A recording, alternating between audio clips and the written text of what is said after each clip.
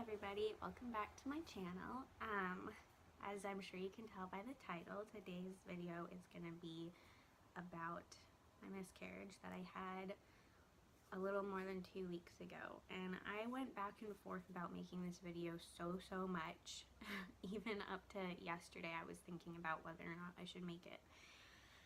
And in the end I decided to, because I just think that this is something that is not really talked about and people don't really feel comfortable talking about it. And I'm not talking about like forcing a woman who's gone through it to talk about it, because obviously if it's too hard for you to talk about when you've gone through it, then that's one thing. But I don't think that, it doesn't seem like people in general are talking or comfortable talking about the subject of miscarriages.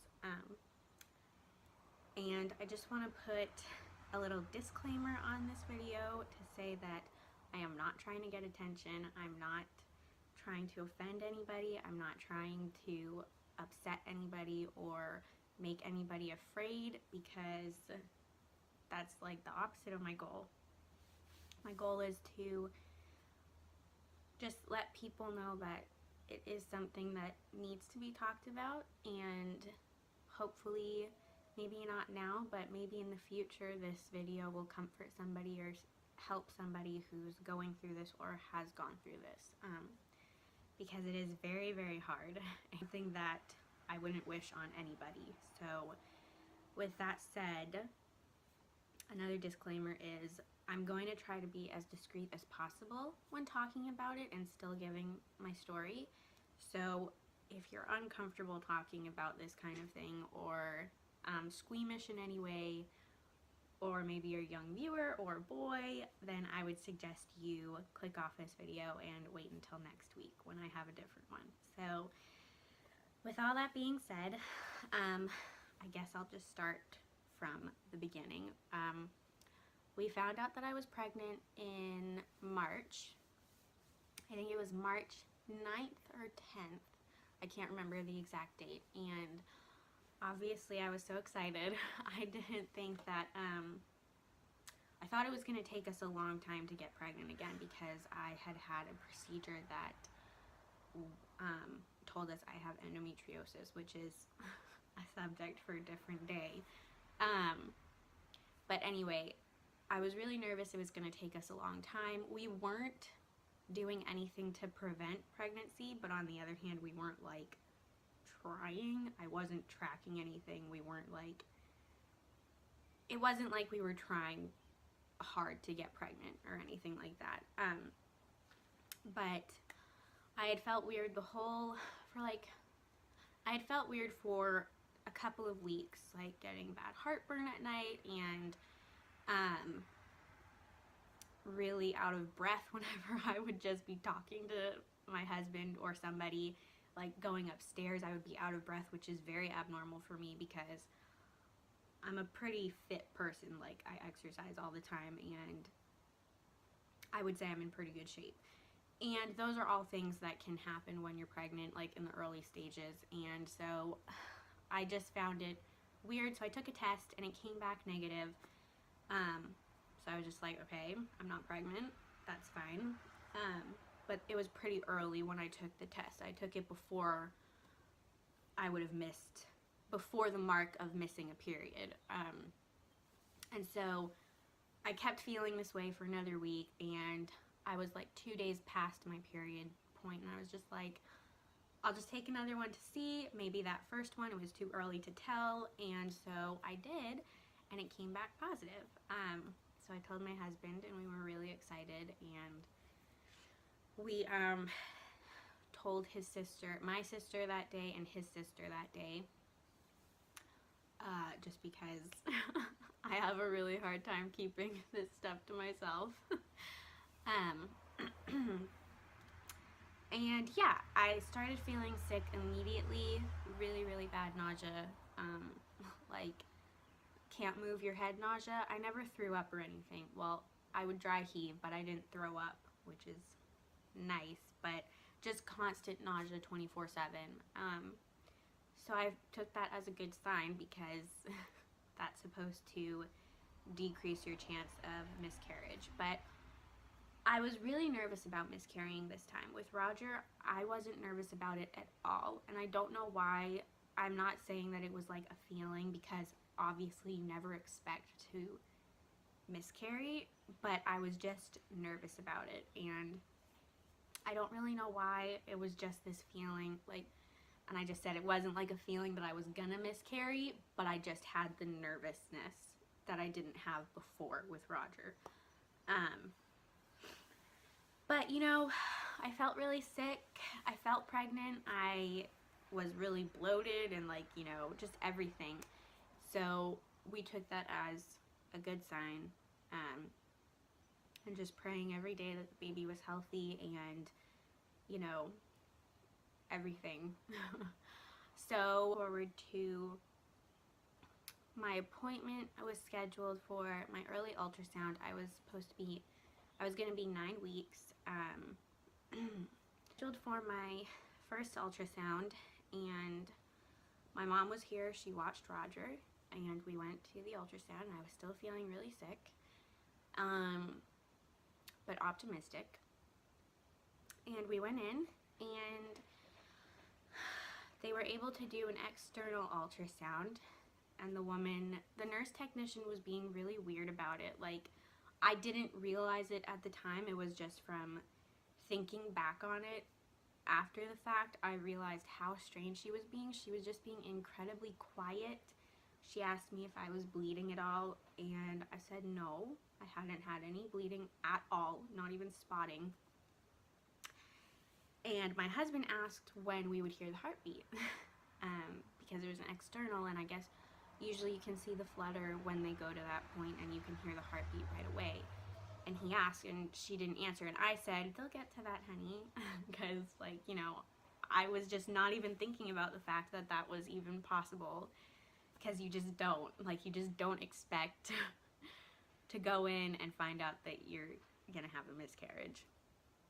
So, she didn't say anything. She was acting pretty strange, just really quiet, and she sent us to the doctor's office, like, to the waiting room where we would see the doctor. And we waited a half hour before he came in, which was pretty frustrating after the fact, because they just made us wait to tell us that. So he came in, and he said that they were disappointed by what they saw in the ultrasound, and they hadn't found a heartbeat. And I was just in shock. Like, I started crying immediately, and I didn't know, I couldn't say anything. I couldn't really think about anything. I don't remember that much of what he said after that, except that he was just going on about, you know, how at this point they can see the heartbeat, and, you know, the baby was measuring at 8 weeks, and I was supposed to be 9 weeks, and they couldn't find a heartbeat, and then he basically threw in that I was just going to have a miscarriage. He said that we could come back for another ultrasound in a week if we wanted to, and I didn't want to, because he also said that it's very uncommon that you're that far along and not find a heartbeat and it not be a miscarriage. And I didn't want to have to go and have another ultrasound and just hear again that the baby wasn't alive and not hear a heartbeat. And of course he said that I could have a DNC or take a pill to speed things up, and I were not comfortable with that because we're Christians, and if there was any chance that the baby was alive, we didn't want to risk the baby's life. Not that we were expecting that to be the case, we just didn't feel comfortable doing anything, especially since I wasn't in any danger. It wasn't an emergency situation, and my body would likely miscarry on its own. So we decided to wait it out, which was really, really hard. He told me it could take up to 5 weeks for it to happen, which I don't think is very common. It didn't take 5 weeks for me. But we went home. I told my mom. My friend came over, Emily, who was just so amazing and comforting. She's the type of person who just has that comforting presence about her, which was really nice. And yeah, we called and told everybody that we had let know I was pregnant, and just basically began waiting for it to happen. And that was one of the hardest things, something that I want to touch on or talk about, is that waiting process and how emotionally draining it is, and how much it sort of messes with your mind, because the longer I waited, the more these visions would pop into my head about needing to go back in and us finding a heartbeat, which I didn't expect. It's not because I really thought that was going to happen. It's just because the longer you go on, you still feel pregnant. I was still having symptoms. Everything was still in there, and so it just messes with your head a little bit. So yeah, we came home and started waiting, or just waited. And it was really hard because I was still having all of those symptoms, and you just have such a strong connection to your baby because they're inside you, and right when you see that pregnancy test is positive, you are attached to that baby in a way that I can't even explain. But if you know and you've been through it, then you know. So yeah, I was still having pretty bad nausea. My doctor told me that it was likely because the pregnancy hormones were still there, and the placenta was still growing, so all of that was being released, and it was causing me to still have symptoms. So yeah, I continued doing everything, trying to be as normal as possible, but it was just really hard. The waiting was probably the hardest part, or one of the hardest parts, because it's just so emotional, and you're in limbo. You can't even move on because your baby is still inside you, and you can't get past it until everything is over. And I just want everybody to know that if you're in that situation, it's totally normal to feel that way. It's not bad, and it's okay. It's okay to go through that grieving stage and to be in mourning for your loss, because it truly is a loss. And this baby was no less real to me than my son Roger. And bottom line, this baby was no less real. Yeah, I just want everybody to know that it's normal and it's okay, and you don't have to feel bad about it. And another thing is, it's not your fault. One of the first things that my dad asked me when he called was if I felt like I had failed in some way. And the answer was no, which I was really thankful for. I really didn't feel like I had failed in any way. I know that it's something you can't understand, and you don't know why it happens, but I did know and do know that it wasn't my fault, and there was nothing I could have done to save this child. I live a healthy lifestyle. I don't drink, I don't smoke, I don't do drugs, I take care of myself.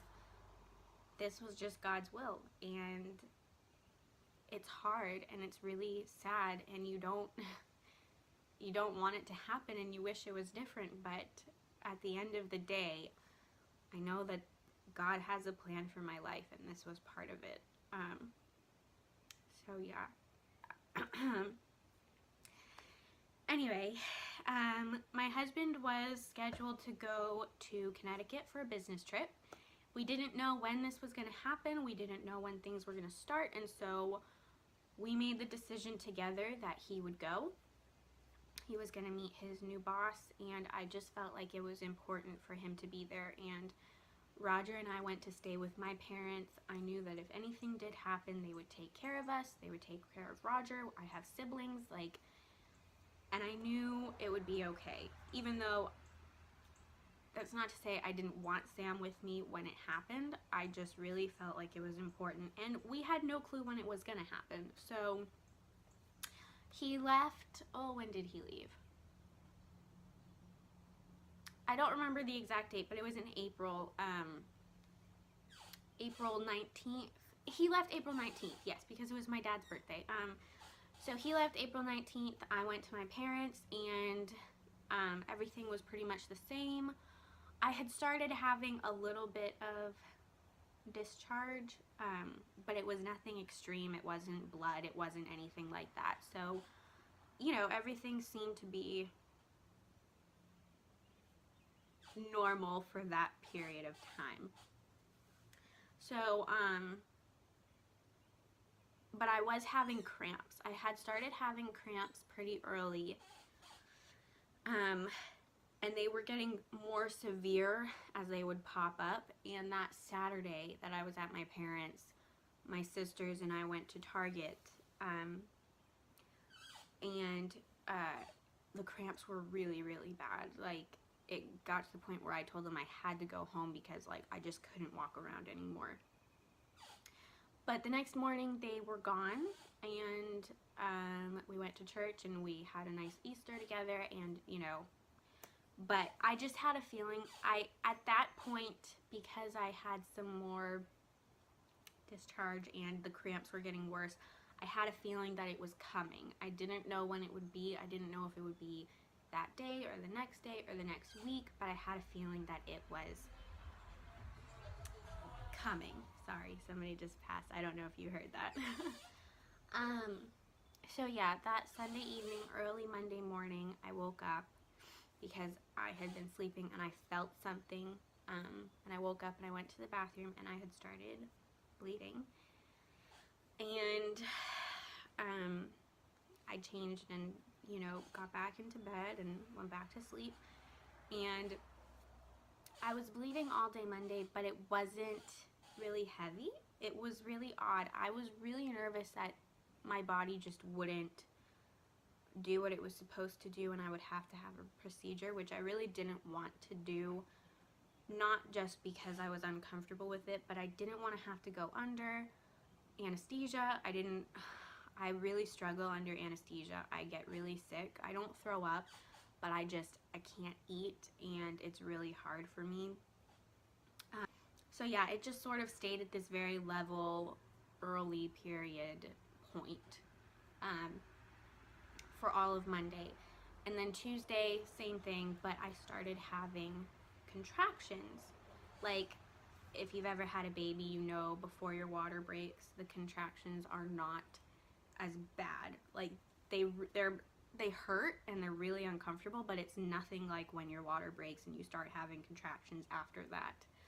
So all day Tuesday I was having that, and you know, I had read that you can have contractions during this process, so I wasn't concerned about it. I didn't think anything of it, and it was like that for about 9 or 10 hours, and then at 7:30 or 8 I started having really, really bad contractions, like almost as bad or as bad as the ones that I had with Roger when I was in labor with him, which I thought was a little bit odd, but I was more focused on how bad the pain was rather than what it meant.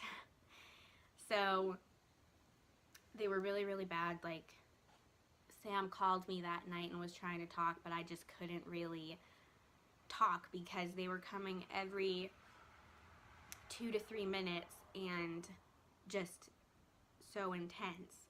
So I couldn't really talk to him that much, and it was hard to really focus and think about anything. My mom was concerned, but again, I was too focused on how intense the contractions were to think about anything else. So that went on for 4.5 hours.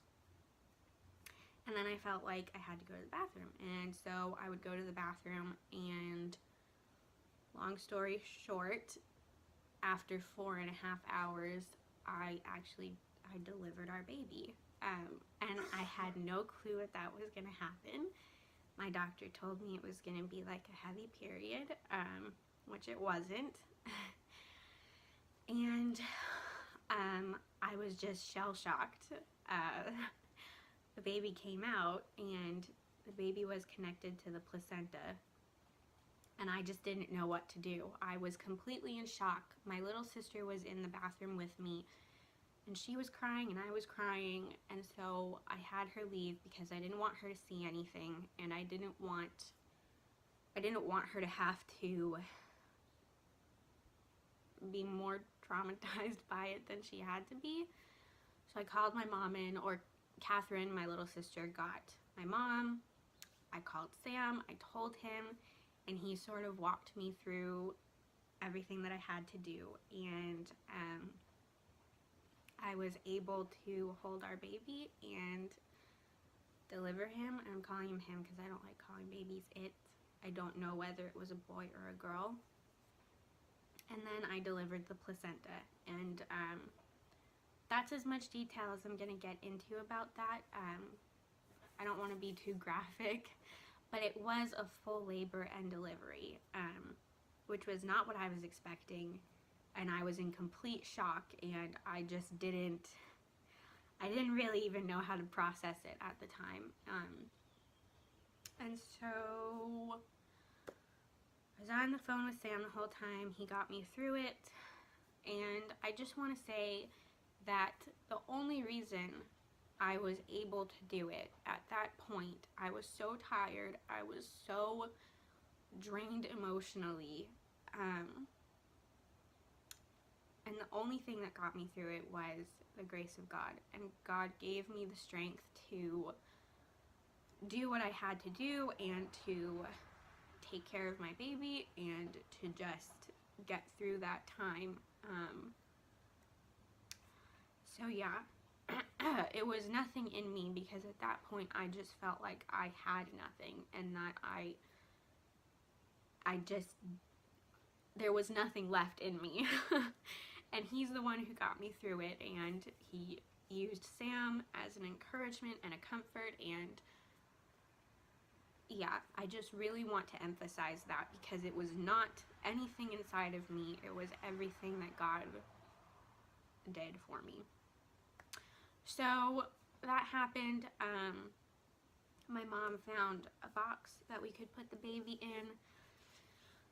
My dad came in, and I asked him, like, what should I do?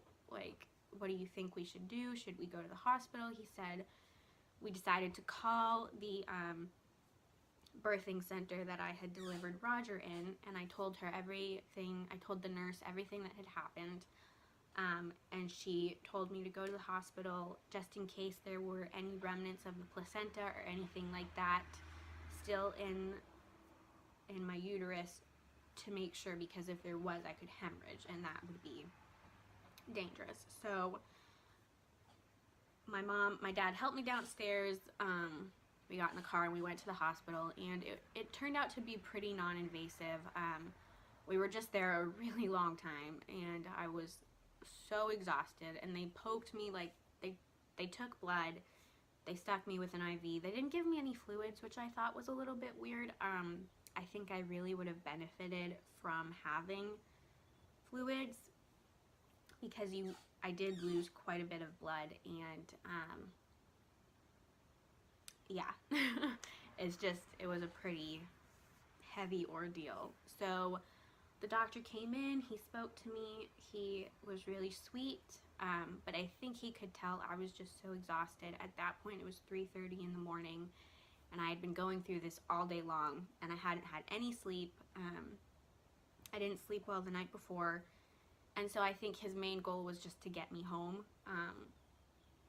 So yeah, we went home, and I got some sleep, and the 4 days following the miscarriage was when I bled the most. Like, that was when the heavy period kicked in. Like, I was bleeding a lot. I was having really bad pain and soreness, just because I did have to push some, and everything just felt out of whack. It just felt weakened and really sore. All of my siblings were there at the house, my sister-in-law, my brother's wife, and him. They were really helpful and encouraging. It was just a comfort to have my family around and to be there with me, and to just sort of help with Roger and help me like just do basic things. Like I needed help getting to and from the bathroom. Maybe that's TMI, but that afternoon, my brother dug a hole in the backyard and we were able to bury my baby. And it was hard to do that, but it was also comforting that I was able to do that and I was able to say goodbye.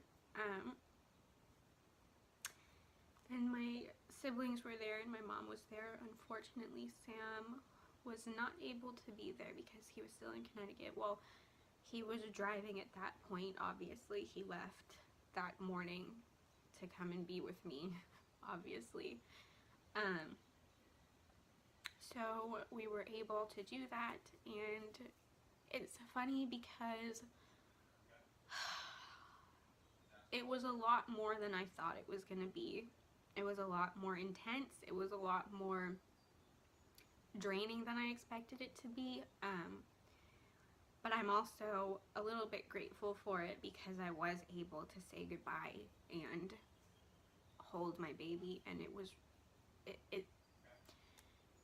I don't know if this is going to make any sense, but it felt real. Like I didn't feel like I was in that limbo state anymore. I felt like I was in real life again, which I hadn't really been feeling like up to that point. So we did that, and basically the next few days I just rested. I rested the whole week following. I've been pretty much resting since, because it hasn't been that long, and I'm finding that I have a lot less energy right now, and I'm just really tired still, and sometimes still pretty sore. But there were a couple of things afterwards that I just want to talk about. Like the Friday after, I had lost so much blood that I was really lightheaded. I didn't pass out, but I was lightheaded, and I had gotten up to use the bathroom, and I came back and my heart was racing, and like it didn't feel right. Sorry, excuse me. So Sam got me to the couch. We called our doctor, or the nurse at my doctor's office, and she said, you know, if that doesn't go away, go to the hospital because that's not normal. Lightheadedness is gonna be because you've lost blood. Like, you just have to rest. You just have to make sure you're drinking a lot of water, and I taking iron and things like that. So that's what we did, and I just laid there on the couch for 5 or 6 hours, and thankfully the heart racing went away, so we didn't end up having to go to the hospital. But I just want to say, if there's anything that you're unsure about or uncomfortable with, don't hesitate to do something about it. Like, call your doctor, make sure everything's okay. They're not going to get annoyed with you. It's not too small. Your health is the priority, and you need to make sure that everything is being taken care of properly. Once we got home, my family isn't here. They're in South Carolina, and I'm in Tennessee. And it's been really hard being without them. And it's not Sam's fault. Sam has been wonderful. He's been an incredible husband. And just incredible at just being there for me. And, but my family and I are very close. So being without them has been really hard. And it's okay to struggle. It's okay to feel sad. I still feel sad. Like, you know, it's just very normal. You're still, at this point, I still feel like I'm in the grieving process, and I don't need a reason why. I'm not looking for a reason why. I'm not looking for something to blame, but it is hard because everything reminds you of what was gonna be. And I went to get clothing for Roger the other day with my friend Emily, and I was looking at the clothing, and I was just really sad because I saw all the new baby clothing, newborn things, and I was just thinking, at this point I could have been looking for things for our baby. And it's normal to feel that way. I think it's normal to struggle. Like, you're not a bad person if you cry when you hear somebody's pregnancy announcement, because I'm very happy for any woman who's pregnant, and or any woman who's having a newborn baby. I'm so happy that they're able to experience that joy, because it really is nothing like, it's nothing like anything in this world to be a mother and to be able to hold your child and all of that. But it is just a reminder of what I've lost, and I think that's okay. It doesn't make you a bad person. It makes you human. And you know, at some point, Lord willing, we will have another baby. We're not making any plans right now about when to start trying again or anything like that. I do feel like I need some time, some separation before we start, and just time for my body to heal, because I had surgery back in January and then was pregnant like about a month and a half afterwards, and then was really sick during that pregnancy period, and then had the miscarriage. So all of this has happened in the past few months, so I do feel like I need some time for my body to just be rested and just have a period of time where I feel okay. So we're not planning anything, but we are still planning on having more children. We want more children, obviously. So yeah, that's my story, and still going through it. I hope that maybe someday this is helpful for somebody. I hope I didn't ramble too much. I hope that I was clear and concise with what I was trying to say, because it is hard